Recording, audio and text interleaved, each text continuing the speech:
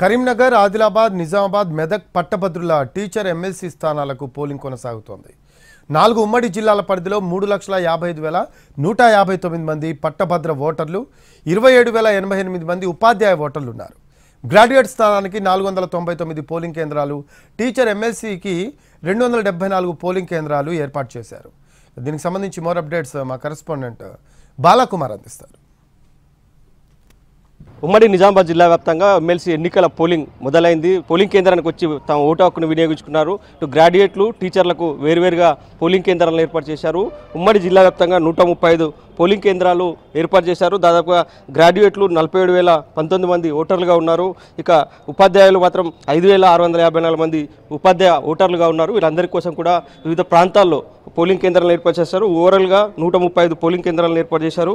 గత పట్టభద్రుల స్థానంలో కేవలం 68% మాత్రమే పోలింగ్ అయింది. ఈసారి పోలింగ్ శాతం పెంచేలా అధికారులు ఏర్పాట్లు అయితే చేశారు. ఉపాధ్యాయ స్థానంలో 80% పోలింగ్ అయింది. ఈసారి మరింత పెంచేందుకు అధికారులు అయితే సమాయత్తం చేశారు. ఉపాధ్యాయ పట్టభద్రుల పోలింగ్ కేంద్రాలు ఒకే ప్రాంగణంలో ఉండేలా అధికారులు అయితే ఏర్పాట్లు చేశారు. ఎవరికి ఇబ్బందులు తలెత్తకుండా కట్టుదిట్టమైన భద్రతా ఏర్పాట్లు కూడా చేశారు. ఇప్పుడిప్పుడే పోలింగ్ కేంద్రాలకు ఓటర్లు చేరుకొని తమ ఓటు హక్కును వినియోగించుకుంటున్నారు. ఇక గ్రాడ్యుయేట్ స్థానానికి దాదాపుగా 56 మంది అభ్యర్థులు ఓటర్లుగా ఉన్నారు. తమ అదృష్టాన్ని పరీక్షించుకుంటున్నారు. అయితే ప్రధానంగా 3 పార్టీల మధ్య ప్రధాన పోటీ నెలకొని ఉందని తెలుస్తుంది. పోలింగ్ సరళిని బట్టి 3 పార్టీల మధ్య ప్రధాన పోటీ అయితే నెలకొంది. ఉపాధ్యాయ స్థానానికి సంబంధించి దాదాపుగా అభ్యర్థులు పోటీ పడుతున్నారు. వాళ్ళ అదృష్టాన్ని పరీక్షించుకునే ప్రయత్నం అయితే చేస్తున్నారు. ఉపాధ్యాయ స్థానం కూడా బీజేపీ తరఫున ఒక అభ్యర్థి అయితే పోటీ చేశారు, గట్టి పోటీనిచ్చారు. ఇక ఉపాధ్యాయులు కూడా హోరాహోరీగా ప్రచారం నిర్వహించారు. ఇవాళ ఉదయం 8 గంటలకు ప్రారంభమైన పోలింగ్ సాయంత్రం 4 గంటల వరకు కూడా కొనసాగుతుంది. ప్రతి పోలింగ్ కేంద్రంలో ఒక పీఓ, ఏపీఓ, 2 ఓపీఓలతో పాటు 4 అధికారుల బృందం పోలింగ్ ప్రక్రియను నిర్వహించేలా అధికారులు పూర్తి ఏర్పాట్లు చేశారు.